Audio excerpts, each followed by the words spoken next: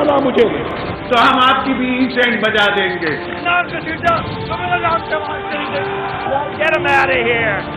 पाकिस्तान को इंशाल्लाह कुछ नहीं हो सकता। जिंदाबाद पाकिस्तान, जिंदाबाद।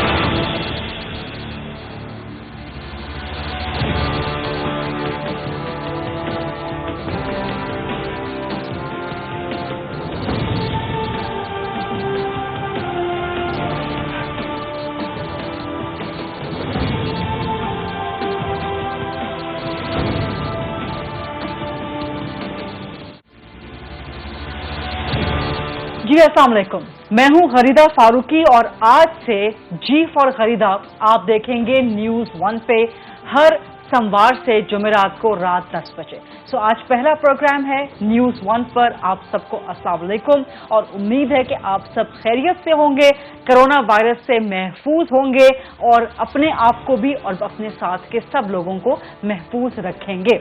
सियासत पर तो बहुत है बात करने के लिए और ज़ाहिर है जब एक करंट अफेयर्स का प्रोग्राम करते हैं तो सियासत सबसे पहला सब्जेक्ट होता है, लेकिन आज 13 जुलाई का दिन, आज सियासत से भी पहले सबसे पहले बात करेंगे कश्मीर की।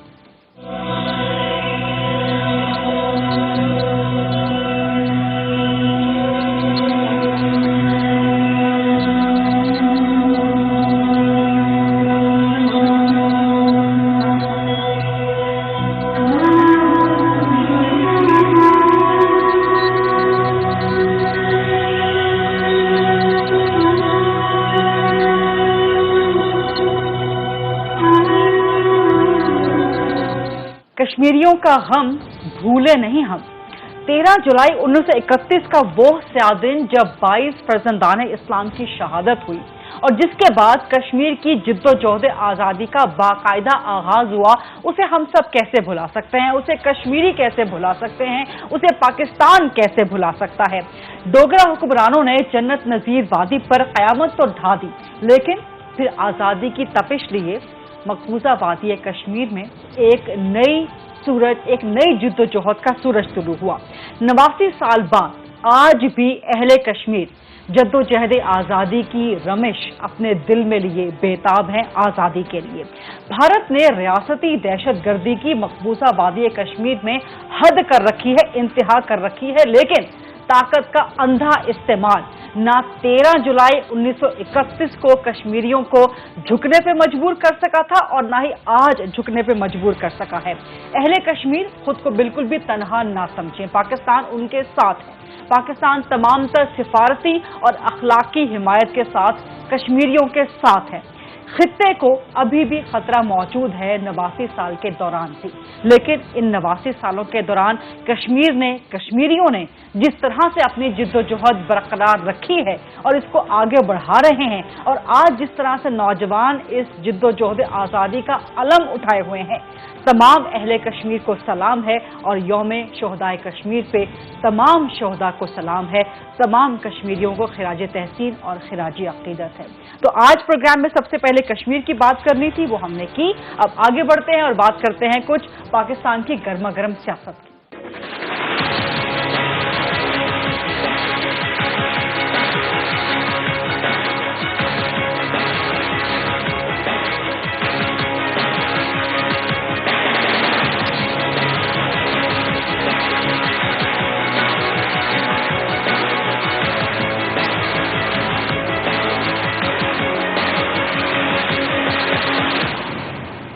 पाकिस्तान इस वक्त जेर जबर होती सूरत हाल से दो चार है, सियासी बेयकीनी है और एक दूसरे पे नुक्ताचीनी भी मुसलसल चल रही है।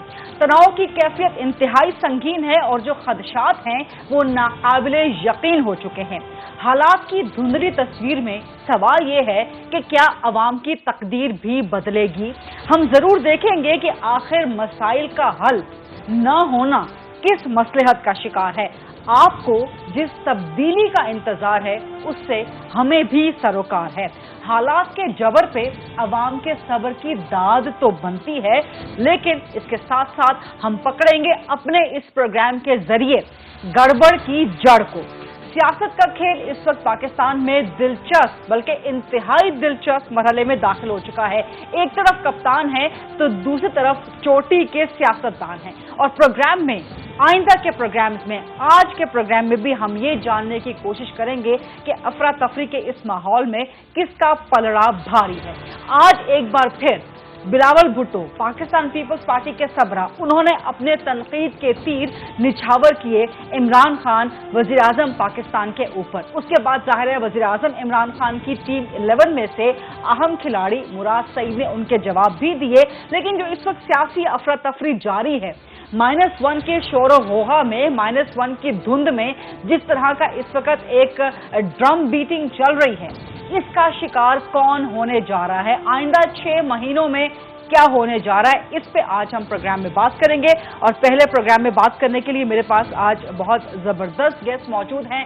पाकिस्तान तहरीक इंसाफ की नुमाइंदगी करेंगे सीनियर मरकज रहनुमा हैं, विफाकी वजीर हैं फवाद चौधरी साहब। पाकिस्तान पीपल्स पार्टी से मेरे साथ मौजूद हैं सीनियर मरकज रहनुमा हैं, सेंट्रल पंजाब के सदर हैं कमर जमान कायरा साहब, और मुस्लिम लीग नून के सीनियर मरकज रहनुमा साबिक वजीर रह चुके हैं तारिक फजल चौधरी साहब भी मेरे साथ मौजूद हैं। सबसे पहले बात और सवाल फवाद चौधरी साहब आपसे, एक तो -1 का जिस तरह से एक शोर होहा रहा, जिस तरह से एक बड़ा तूफान मचा, वो कहीं ना कहीं तो थम गया है, लेकिन ऑपोजिशन की आपके ऊपर तनकीद, आपके ऊपर शदीद जुमलेबाजी, वो थमने में नहीं आ रही। आज बिलावल भुट्टो ने जिस तरह से बात की है कि वज़ीर आज़म इमरान खान नाकाम हो गए हैं, छोड़ दें वो इस मुल्क की हुक्मरानी, जमहूरियत को नुकसान पहुंचा दिया, मईशत को नुकसान पहुंचा दिया, इसका मतलब है कि पीपल्स पार्टी कहीं ना कहीं -1 को अमली जामा पहुंचाने के लिए कुछ ना कुछ कार्रवाई तो शुरू कर चुकी है। फवाद चौधरी साहब देखिए, बात यह है वगरीदा के मैं को बहुत ज्यादा बायस्ड बातें करने पे यकीन नहीं रखता। फैक्ट इज के पीपल्स पार्टी तो अभी इस गेम में कोई प्लेयर ही नहीं है, और जिस किस्म की जो एक रेटरिक के ऊपर बेस्ड है, और ये जो सारी बातें हैं, क्योंकि पीएमएलएन की तरफ से कोई बोल नहीं रहा ज्यादा, तो जो जेआईटी वगैरह आई वो पीपल्स पार्टी के खिलाफ थी, तो पीपल्स पार्टी जो है वो अपना एक रेटरिक कर रही है। इसके अलावा कुछ सब्सटेंटिव बात तो है नहीं, अपोजिशन के पास कोई ऑल्टरनेटिव नहीं है। इमरान खान के कद का ना तो कोई लीडर है इस वक्त अपोजिशन में, और ना ही उनका कोई इस वक्त कोई उस तरह का मुतबादल जो है वो अपोजिशन के पास मौजूद है। बिलावल साहब ने मेरी नज़र में, I could be totally wrong, और कायरा साहब जो है वो ज़्यादा इस पर बेहतर बता सकते हैं, मेरी नज़र में बिलावल साहब ने बहुत बड़ी गलती की, वो ये की कि उन्होंने सिंध की चीफ मिनिस्टरशिप नहीं की और वो नेशनल में आ गए। अब उनकी जो इस तरह से आप पाकिस्तान की पॉलिटिक्स में या कहीं पर भी आपको कुछ बेचने के लिए कुछ आपको प्रोडक्ट चाहिए। पीपल्स पार्टी का फिलहाल प्रॉब्लम यह है कि उनके पास बेचने को कुछ नहीं है, स्पेशली पंजाब में तो बिल्कुल ही बेचने को कुछ नहीं है। आप क्यों समझते हैं फवाद चौधरी साहब कि बिलावल भुट्टो को पहले चीफ मिनिस्टरशिप लेनी चाहिए थी, पीएमशिप की तरफ उनको नहीं बढ़ना चाहिए था, ये नेशनल असेंबली में नहीं आना चाहिए था? इमरान खान साहब भी तो डायरेक्टली प्राइम मिनिस्टर बने हैं, व्हाट्स रॉन्ग? लेकिन उनको 22 साल लगे ना, फिर 22 साल उन्होंने पूरा एक 96-97 से शुरू किया, फिर 22 साल लगे, और अगर बिलावल साहब भी 22-24 साल लगाना चाहते हैं तो फिर तो उनकी मर्जी है। अदरवाइज तो जाहिर है कि उनको अपनी जो दुकान है उसमें आपने कोई प्रोडक्ट भी तो सजानी है ना बेचने के लिए। पीपल्स पार्टी का जो सबसे बड़ा प्रॉब्लम है कि वो जो भी खाली सिर्फ तनकीद के ऊपर उनका कद नहीं बढ़ सकता, ना ही उनके इस वक्त बिलावल साहब का, जाहिर है मेरा तो बहुत एहतराम है उनका ज़ाती तौर के ऊपर, लेकिन बिलावल साहब बेनज़ीर भुट्टो तो नहीं है, और ना वो जुल्फ़िकार अली भुट्टो है, और बेनज़ीर भुट्टो की भी जो स्ट्रगल थी वो बहुत तवील स्ट्रगल थी। सो बेस्ट तरीका तो ये था कि वो सिंध के चीफ मिनिस्टर बनते और सिंध की जो गवर्नेंस है उसको तब्दील करके फिर उसकी बुनियाद के ऊपर आप पंजाब में अपने को वोट मांगते। अभी मुझे नहीं लगता इस वक्त पाकिस्तान में इमरान खान का जो ना पीएमएलएन का तो एक अपना झगड़ा पहले खत्म होगा कि उनका लीडर किसने होना है, शहबाज शरीफ ने होना है या मरियम ने होना है, या पीएमएलएन की पॉलिटिक्स क्या है। इस वक्त अपोजिशन को बहुत बड़ा हुकूमत का मसला नहीं है, बाकी ठीक है मीडिया के ऊपर खबरें वगैरह चलनी होती हैं रोजाना। तो आप समझते हैं कि -1 का जो एक खतरा था वो टल गया? मुझे नहीं लगता कभी को खतरा था भी। اور پرائم منسٹر صاحب نے یہ کیوں بات کر دی اسمبلی میں؟ میرے خیال میں تو ان کو بات بھی نہیں کرنی چاہیے تھی، اور اس کی وجہ سے اتنی زیادہ جو ہے وہ اس کے اوپر گفتگو ہوئی. وہ بات نہ کرتے تو شاید بہتر تھا. لیکن بہرحال اس وقت ایک جو چیلنجز ہیں وہ انٹرنل چیلنجز ضرور ہوں گے. لیکن کچھ نہ کچھ بات تو تھی جو پرائم منسٹر صاحب بھی مجبور ہو گئے قومی اسمبلی میں بات کرنے پہ. قمر زمان قاہرہ صاحب، یہ جو فواد، کوئی بات نہیں. اچھا قاہرہ صاحب، یہ جو فواد چودھری صاحب نے باتیں کی ہیں کہ بلاول بھٹو کے پاس کوئی پروڈکٹ نہیں ہے بیچنے کے لیے، کوئی گورننس نہیں ہے ان کو دکھانے کے لیے جس کی بنا پر وہ پنجاب میں ووٹ مانگ سکیں، اور پہلے بلاول بھٹو کو سندھ کی چیف منسٹرشپ حاصل کرنی چاہیے تھی، اسٹرگل کرنی چاہیے تھی. یہ تو بڑی بڑی باتیں کر رہے ہیں فواد چودھری. یہ فواد صاحب کا شکریہ، انہوں نے اچھے مشورے دیے ہوں گے، لیکن گزارش یہ ہے کہ بلاول صاحب کے نانا ذوالفقار علی بھٹو 30 سال کی عمر میں وزیر بن گئے تھے، اور وزیر کے بعد وزیر اعظم بن گیا تھا، اور 42 سال کی عمر میں وہ ملک کے صدر تھے. محترمہ بے نظیر بھٹو شہید ان کی شہادت کے بعد 26 سال کی عمر میں پارٹی کی چیئرمین بنی تھی، اور انہوں نے پارٹی کو سنبھالا تھا. بڑے مشکل ادوار دیکھے تھے. بلاول صاحب نے بھی کوئی پھولوں کی سیج نہیں دیکھی. انہوں نے بھی ایک مشکل وقت میں جب ان کی والدہ کو شہید کر دیا گیا، ایک انتہائی ابتلا کے دور سے گزر کے انہوں نے پارٹی کو سنبھالا ہے. اس وقت ان کے پاس کیا نہیں ہے اور کیا ہے، اس کا اپنا اپنا اینگل ہے. چوہدری صاحب اپنے اینگل سے دیکھتے ہیں کہ دکان میں کچھ چیزیں ڈال دی ہیں. میں سمجھتا ہوں کہ یہ ہم نے کوئی دکانداری کرنی ہی نہیں ہے. بنیادی طور پہ تو ہم اس ملک کو سیدھا کرنے اور اس ملک کو بہتر طریقے سے چلانے کے لیے ہم لوگوں کو صرف جھوٹے نعروں سے ون اوور نہیں کرنا چاہتے. خان صاحب نے اپنے پوری کمپین کے اندر اور اس کے بعد حکومت میں آنے کے بعد جو فاشزم کے اصولوں کے تحت انہوں نے پکا لوگوں کو صرف خواب دکھائے، اپوزیشن کو ملک دشمن اور عوام دشمن ثابت کرنے کی کوشش کی، میڈیا کو کہیں سے قید کرا لیا گیا، لوگوں کی زبان بندیوں کے لیے نیب کے ساتھ گٹھ جوڑ ہو گیا. اس کے باوجود کہ مخالف پکڑے گئے، جیلوں میں ڈال دیے گئے، میڈیا پہ قدغنیں لگ گئیں، اور اس کے باوجود کہ تمام ادارے ایک پیج پہ آ گئے جس طرح وزیر اعظم صاحب خود کہتے ہیں، تو آج بھی پاکستان کے اندر خود وزیر اعظم کہتے ہیں مافیاز کی حکومت ہے. ملک میں ادویات کی کمی نہیں ہے، ادویات مہنگی ہو گئی ہیں، نوٹس لے لیا ہے، کمیشن بن گیا ہے، ہوا کچھ نہیں، ادویات مہنگی ہیں. آٹا چینی ملک میں وافر موجود ہے، مہنگا ہو گیا ہے، نوٹس ہو گیا ہے، کمیشن بن گیا ہے. کمیشن نے اپنی رپورٹیں دے دی، میڈیا میں ڈیٹیلیں آ گئیں، بڑی دھواں دھار بحثیں ہو گئی. چینی کی قیمت کم نہیں ہوئی، تیل ملک کے اندر موجود تھا، تیل کی قیمتیں کم ہوئی، تیل غائب ہو گیا، قیمتیں زیادہ کی واپس ہو گیا. وزیر اعظم نے نوٹس لیا، تیل کی قیمتیں کم نہیں ہوئی، بات اپنی جگہ رہی.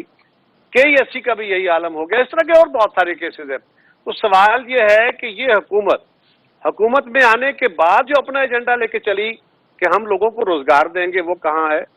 صرف کورونا سے پہلے کی صورتحال کی بات میں کر رہا ہوں، میں کورونا کے بعد کی بات نہیں کروں گا. نہ ان کا ریونیو کا جو کہتے تھے کہ لوگ لائنوں میں ٹیکس لگ کے ٹیکس دیں گے، کہ ہم تو بڑے شریف لوگ ہیں، آنےسٹ ہیں، یہ خراب لوگ ہیں، اس لیے لوگ ان کو ٹیکس نہیں دیتے. جو ٹیکس 2018 میں اکٹھا ہوتا تھا یہ 2019 میں اکٹھا نہیں کر سکے. یہ جو اعلیٰ لوگ آئے تھے، اچھے لوگ آئے تھے، آنےسٹ لوگ آئے تھے، اس کے بعد اس سال اور برا حال ہے. اسی طرح ایکسپینڈیچر کی صورتحال ہے، اسی طرح قرضوں کی صورتحال ہے. ایک کمیشن قرضوں پہ بھی بنایا گیا تھا کہ جی بڑا شور ہوا نا، کہا گئے ملک کے قرضے برباد کر دیے، کدھر گیا وہ کمیشن؟ اسی طرح میں صرف گزارش یہ کروں گا کہ خان صاحب اپنے الیکٹورل جو ان کے پرومسز تھے الیکشن کمپین کے دوران، ان کے مینیفیسٹو کے جو نعرے تھے وہ، اور حکومت کے آنے کے بعد انہوں نے جو دعوے کیے، فواد چودھری صاحب کا ذاتی طور پہ اس وزارت میں سائنس اینڈ ٹیکنالوجی میں آ کے انہوں نے بنا دیے وہ وینٹیلیٹرز، انہوں نے کچھ اور کام بھی کیے. فواد چودھری بڑا زبردست کام کر رہے ہیں، انڈیویجول پرائم منسٹر کی ٹیم کے بڑے زبردست انڈیویجول ہیں. یہ کلیکٹیولی ذرا گورنمنٹ کی صورتحال دیکھیے. میں تو چلے مخالف ہوں، کہوں گا میرے پاس تو سادہ کچھ نہیں ہے بیچنے کو. سوال ہے میں نے تو لوگوں کی مشکلات کا ہی اظہار کرنا ہے. اپوزیشن تو حکومت کی نالائکیوں اور کمزوریوں کو ہی بیان کرتی ہے، اور تو کوئی ذریعہ، میں سازش تو کرتا نہیں ہوں. میں کسی کے ساتھ جا کے مکمکا کر کے اس کے ساتھ ڈیل کر کے تو آنا نہیں چاہتا، یہ تو میرا وتیرہ نہیں ہے. سو میں عوامی نقطہ نظر کو، عوام کی مشکلات کو، ان کی مجبوریوں کو ایکسپوز کروں گا، لوگوں کے سامنے رکھوں گا کہ دیکھیں پرامسز یہ تھے. اور لوگ اس بات پہ قائل ہوں گے. یہ یاد رکھیے मीडिया मैनेजमेंट के जरिए आप कुछ अरसे तक तो चीजों को मैनेज कर सकते हैं। लेकिन कायरा साहब लेकिन इस सब के बावजूद आपने जितनी लंबी चार्जशीट बयान की है, इस सब के बावजूद वज़ीर-ए-आज़म इमरान खान कहते हैं कि उनके अलावा और कोई चॉइस नहीं है। और अवाम से अगर बात की जाए तो जहां पे अवाम हुकूमत पे तनकीद करते हैं, वहीं पे कुछ बल्कि 50% अवाम ऐसी भी है जो कहती है कि इमरान खान को मजीद अभी मौका देना चाहिए, अभी भी वक्त है, ठीक हो जाएंगे मामला। दिलचस्प बात सुनिए, लोगों की ख्वाहिश है, बिस्मिल्लाह, उनको ख्वाहिश रखने में तो कोई हर्ज नहीं है ना कि चंद लोग वो होंगे। अब आजाद मीडिया क्या कह रहा है, मीडिया की मेजॉरिटी क्या कह रही है, पाकिस्तान के लोग क्या कह रहे हैं? आप एक काम करें, आपके इस वक्त स्टूडियो में जितने लोग हैं ना, वो बेचारे छोटे छोटे तनख्वाहदार लोग हैं, आप इनका एक सर्वे कर लें। आप अपने चैनल के फ्लोर पे जो लोग काम कर रहे हैं ना, उनसे पूछ लें कि ये हुकूमत अच्छी जा रही है, इनके साथ क्या होना चाहिए, तो ये आपको पता चल जाएगा। बट बात यह है कि हम क्या कह रहे हैं, हम सिर्फ इतना कह रहे हैं कि ये हुकूमत अपना कोई वादा काम मुकम्मल नहीं कर सकी, किसी में इनकी सिमत सीधी नहीं हो सकी। ये बात दुरुस्त के 2 साल हुए, ठीक है, लेकिन 2 साल का तो इजहार हो जाता। अच्छा चले, कम अज कम आपने कहा था जी हम 200 अरब डॉलर बाहर से ले आएंगे, वो 10-20 करोड़ ही ले आते। आपने कहा था कि हम जो पाकिस्तान का लूटा हुआ दौलत बाहर जाके जायदादें बनी हम वही बना देंगे। आपने जितने लोगों को दिए, इतनी बड़ा तारीखी रिलीफ आपने हाउसिंग इंडस्ट्री को दिया, किधर गया? आज फिर आप उसको इन्हांस कर रहे हैं, वो फिर फेल है। तो सवाल यह है कि ये अपने तय फेल हो गई। कायरा साहब मुझे एक छोटी सी ब्रेक लेनी है, ब्रेक के बाद वापस आएंगे। तारिक फजल साहब मैं आपके पास वापस आऊंगी। The point is, the question is कि गवर्नमेंट ठीक है, कोई काम नहीं कर रही, कोई वादा अगर पूरा नहीं कर रही, गवर्नमेंट अगर नाकाम हो गई है ऑपोजिशन के मुताबिक, तो अपोजिशन के किरदार पर भी तो सवालात उठते हैं कि भाई आप क्या कर रहे हैं, सिवाय बयानबाजी के, कौमी असेंबली से लेके पार्लियामान के बाहर से लेके ट्विटर पर सिर्फ बयानबाजी के अलावा और आप कर क्या रहे हैं? ये सवाल अपोजिशन से भी बनता है, उनसे भी सवाल करेंगे, गवर्नमेंट से भी करेंगे after short break.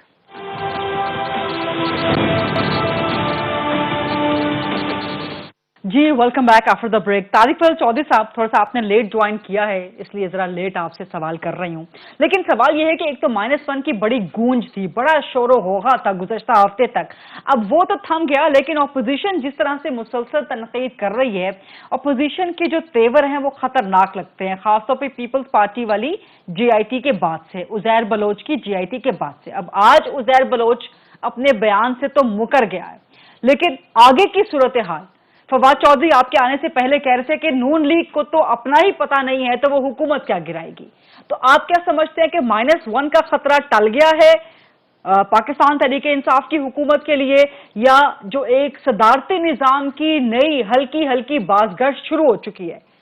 Tariq Fazal Chaudhry साहब। जी बिस्मिल्लाहिर्रहमानिर्रहीम। देखिए, गुजारिश है जी कि ये जो -1 या -2 हैं, ये शेख रशीद साहब भी इस तरह के सियासी चुटकुले छोड़ते रहते हैं, फवाद चौधरी साहब भी बड़े बाज़ौक़ आदमी हैं, वो भी इस तरह की रदीफ और काफिये के साथ गुफ्तगू फरमाते रहते हैं, और भी हमारे कई अहबाब और दोस्त हैं सियासत में। ये -1 -2 कुछ नहीं होता। पार्लिमान के अंदर तहरीक अदम एतमाद एंड पार्लिमानी रवायात के मुताबिक है, और वो किसी वक्त भी आ सकती है, जमहूरी रवायात का हिस्सा है। मैं तो उस बयान पर भी बड़ा हैरान हुआ था कि एक वजीर मौसूफ ने ये बयान दिया था कि अगर इमरान खान को हटाया गया तो जमहूरियत की बसात लपेटी जाएगी। जमहूरियत का इमरान खान के साथ कोई चोली दामन का साथ नहीं है, ना ही इमरान खान साहब कोई जमहूरियत के कोई आखिरी नुमाइंदे रह गए हैं पाकिस्तान में। ये बात गवर्नमेंट को अगर बुरी लगती है तो लगे, लेकिन ये अपोजिशन का राइट होता है हर दौर में कि वो अददी अक्सरियत की बुनियाद पर किसी वक्त भी पार्लियामान के अंदर तब्दीली लेके आ सकती है, और ये हर वक्त अपोजिशन, और खास तौर पे उन हालात में जो पाकिस्तान में इस वक्त जो गुजर रहे हैं। तारिक साहब आप कह रहे हैं कि जमहूरियत का इमरान खान साहब के साथ कोई ताल्लुक नहीं है, एक मुंतखब वज़ीर आज़म है, वो इलेक्टेड प्राइम मिनिस्टर हैं। वो जब नवाज शरीफ साहब के बारे में इस तरह से एहतसाब की बातें सुप्रीम कोर्ट में केस चल रहा था, तो आप सब लोग कहा करते थे, आप उस वक्त सफ़े अव्वल के उन विफाकी वुज़रा में से होते थे जो कहते थे कि नवाज शरीफ को हटाया तो जमहूरियत को खतरा हो जाएगा। बात करने दें ना, मुझे जरा बात करने दें।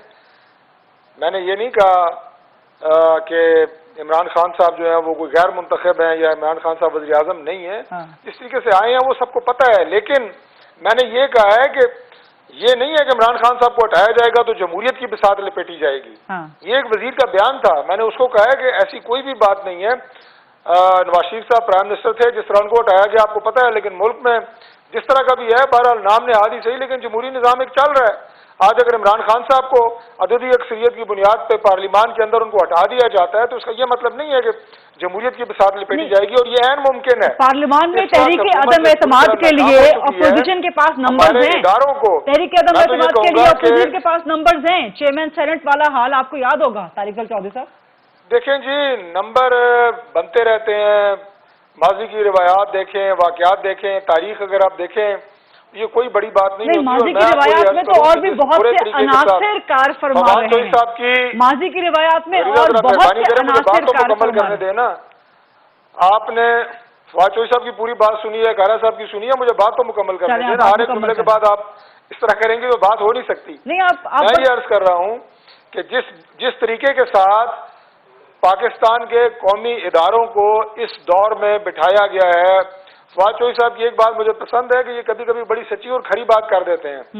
تو میں ان سے یہ توقع کر رہا ہوں کہ جس برے طریقے کے ساتھ ابھی آخری جو واقعہ ہوا، پی آئی اے کا واقعہ ہوا کہ آپ نے اس ادارے کو نیست و نابود کر دیا، جب یہ پیدر پہ یہ چیزیں ہوں گی حکومت کی تو یہ کوئی بھی برداشت نہیں کرے گا.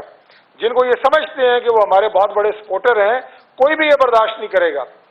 جن کو یہ سمجھتے ہیں کہ شاید ہماری ہر جگہ سے، عمران خان صاحب خود کہتے ہیں جناب کہ میرے علاوہ کوئی آپشن نہیں ہے، پتہ نہیں کہاں کہاں وہ میسج دے رہے ہوتے ہیں، آپشن نکل آتی ہیں. کن کو سمجھتے ہیں؟ کھل کے نام لے لیں، کھل کے نام لے لیں. ان اداروں کا بیڑا غرق کر کے حکومتیں چلا نہیں کرتی. نہیں، کھل کے کیا نام لیں جی، ہر ٹاک شو پہ یہ گفتگو ہو رہی ہوتی ہے. اس وقت میں سمجھتا ہوں کہ سارے ہی اس بات کو جانتے ہیں کہ عمران خان صاحب یہ سمجھتے ہیں کہ شاید میں جو بھی اس ملک کے ساتھ کر لوں، اس ملک کی سلامتی کے ساتھ، اس ملک کی سیکیورٹی کے ساتھ، اس ملک کے قومی اداروں کے ساتھ میں جو بھی سلوک کر لوں مجھے کوئی پوچھنے والا نہیں ہے.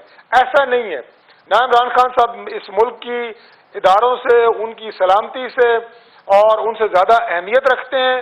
اور یہ بات آپ دیکھ لیں گے اگلے کچھ ہی عرصے میں، آپ دیکھ لیں گے کہ جس طرح آپ مذاق اڑا رہے ہیں پاکستان میں ہر انسٹیٹیوشن کا.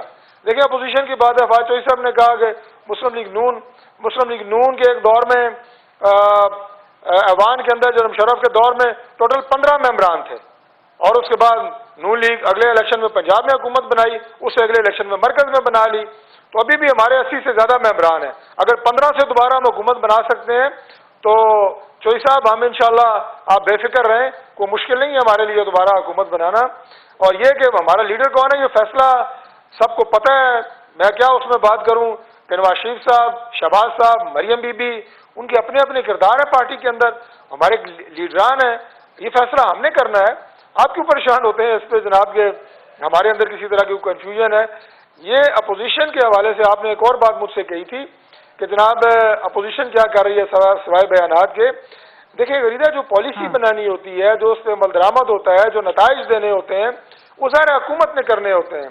اپوزیشن حکومت کی کارکردگی کے اوپر سوالیہ نشان ضرور اٹھاتی ہے، کوئی راستہ دکھانے کی بات کرتی ہے، لیکن ایوان کا جو ماحول پچھلے 2 سال سے تقریباً آپ دیکھ رہے ہیں کہ جتنا سینئر ترین بندہ اپوزیشن کا کوئی کھڑا ہو، فواد چوہدری صاحب نے تو کبھی اس کا جواب نہیں دیا، اسد عمر نے تو کبھی اس کا جواب نہیں دیا، شاہ محمود قریشی صاحب بھی کم و کم کھڑے ہوتے ہیں، ایک مراد سعید صاحب ہیں، اور اس کے بعد جو ماحول بنتا ہے ایوان کا وہ آپ کے سامنے ہے. ٹھیک ہے، ذرا فواد صاحب سے اس کا جواب لیتے ہیں نا. فواد صاحب سے اس کا ذرا جواب لیتے ہیں. فواد چوہدری صاحب اس طرح تک کب تک ایسا چلے گا؟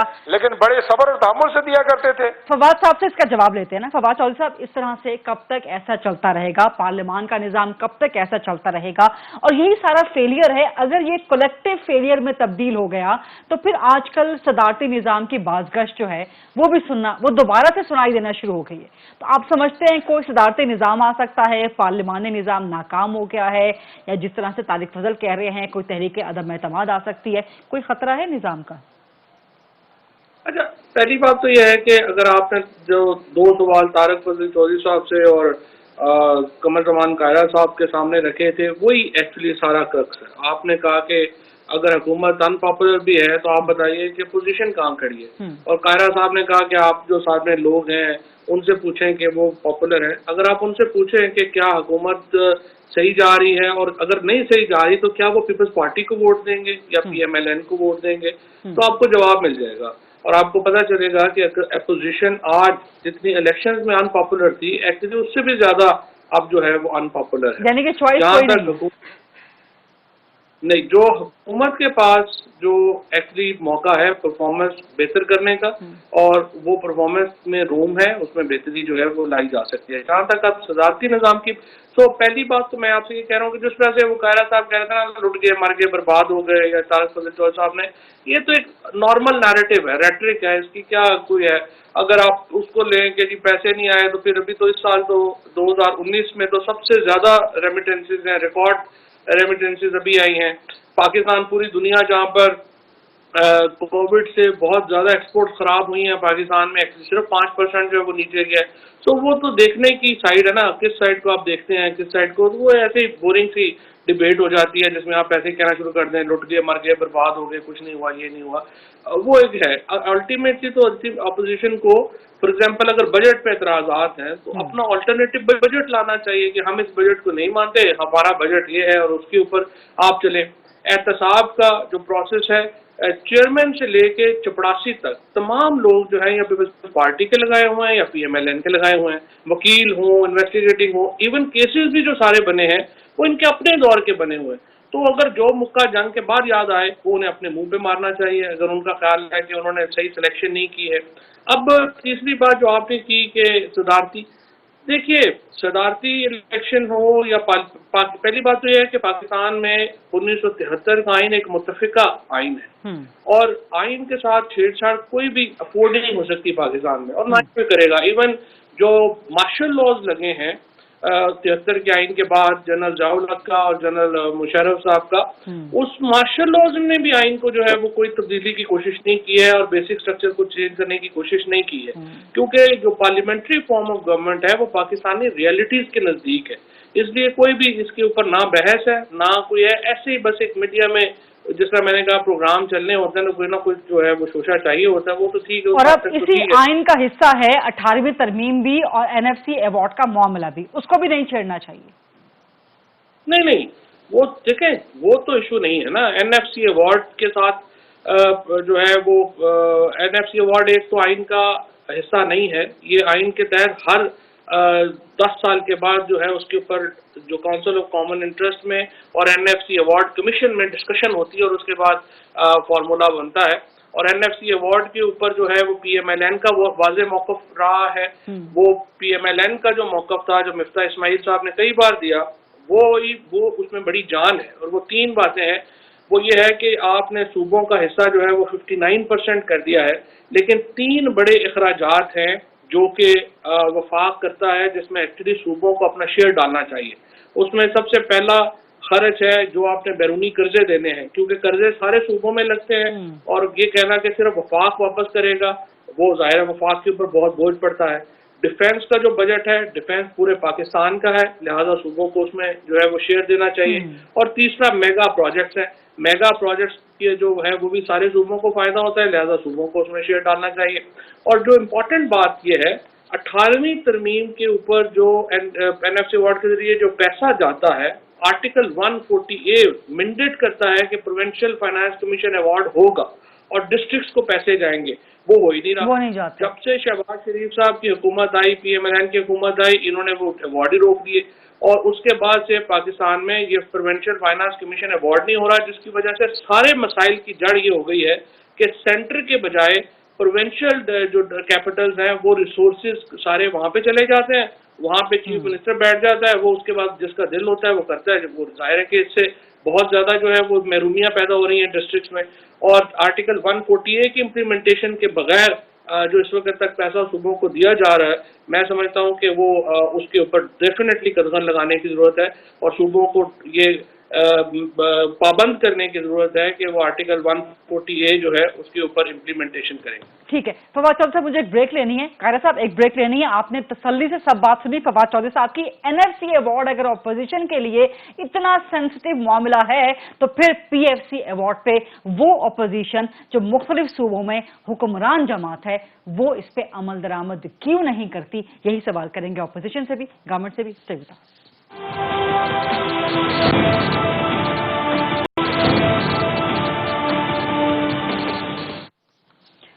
कमर जमान कायरा साहब, फवाद चौधरी साहब ने जो नुक्ता छोड़ा, ब्रेक से वापस आने के बाद एनएफसी अवार्ड से पैसे तो आ जाते हैं सूबों के पास, लेकिन सूबों से फिर निचली सतह पे वो पैसे मुंतकिल नहीं होते। इसके जिम्मेदार ना तो पाकिस्तान तहरीक इंसाफ की मरकजी हुकूमत है, ना इसकी जिम्मेदार इमरान खान की मरकजी हुकूमत है।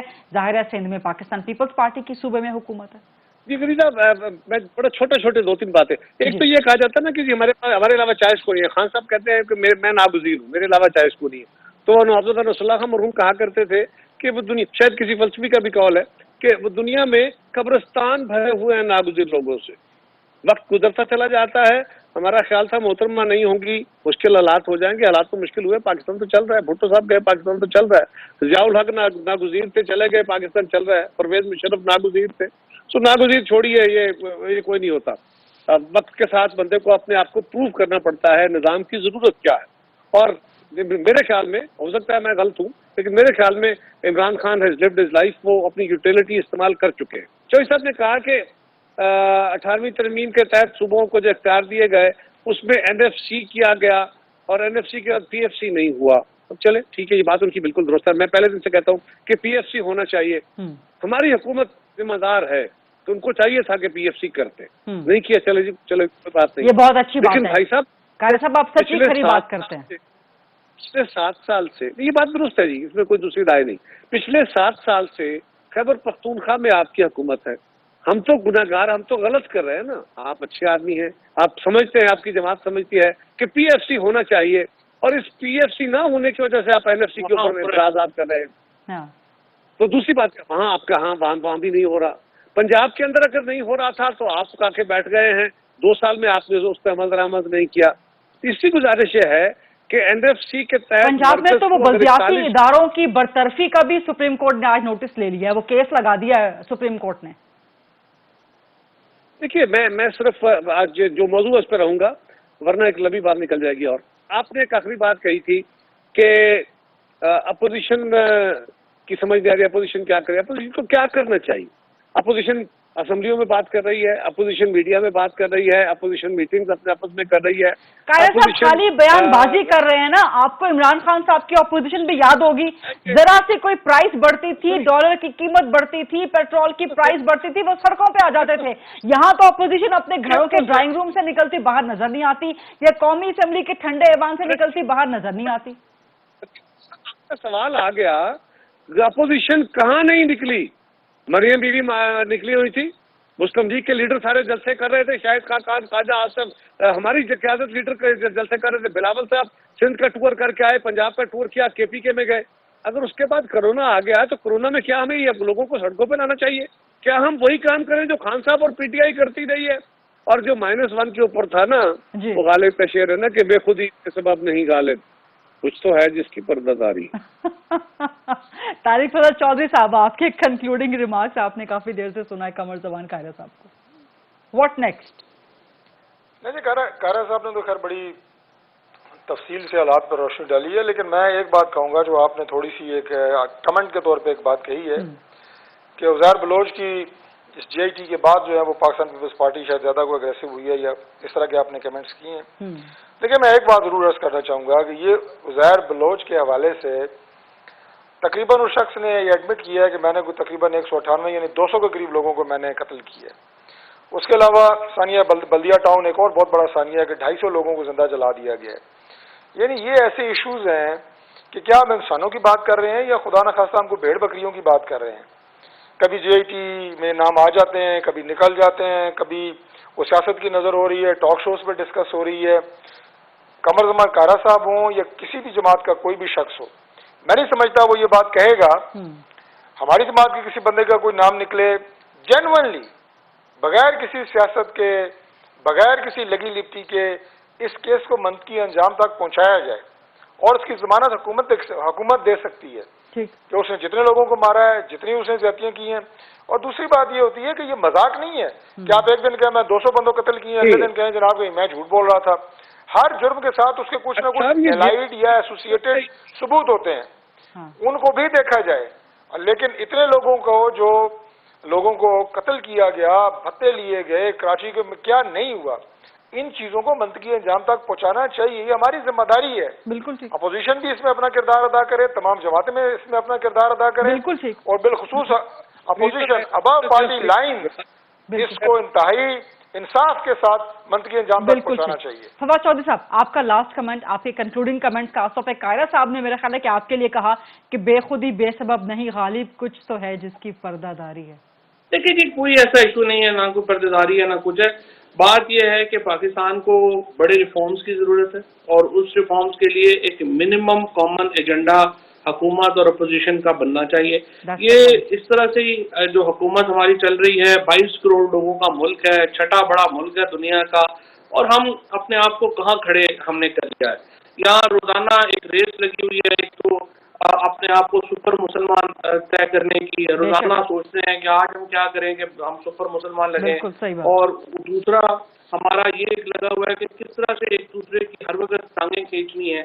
میرے خیال میں دیکھیں 3 ایشوز ہیں جن کے اوپر حکومت اور گورنمنٹ کو ایک منیمم کامن ایجنڈا بنانا چاہیے۔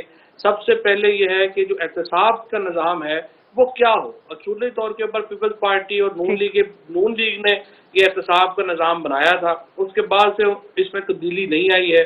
پیپلز پارٹی کو، نون لیگ کو اس پہ اعتراض ہے، انہیں اپنا ایک آلٹرنیٹیو سسٹم لے کے آنا چاہیے اور کہنا چاہیے کہ یہ نظام ہونا چاہیے۔ اور میری اپنی نظر میں تو ایک ہی وفاقی ایجنسی ہونی چاہیے، لیکن خیر وہ ایک علیحدہ ڈیبیٹ ہے، اور ایک جو بھی آپ نے بنانا ہے اس کے اوپر ہمیں ایک نظام بنانا چاہیے۔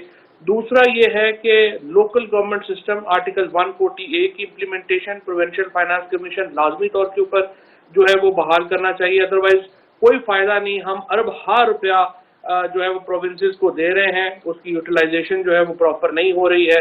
اور تیسرا جوڈیشل ریفارمز، یہ 3 ریفارمز کے اوپر ایک منیمم کامن ایجنڈا بنا لیں، باقی اپنا لڑتے رہے، وہ تو ظاہر حصہ ہے سیاست کا۔ ٹھیک، بالکل اب یہ بات آپ کی ضرورت آتی تو انٹرپٹ یوں، صرف یہ بتائیں ان حالات میں جو وزیریں ہیں، کیا جو آپ بات کہہ رہے ہیں یہ ہے بالکل ٹرو بات، لیکن کیا یہ ہونے کا امکان ہے؟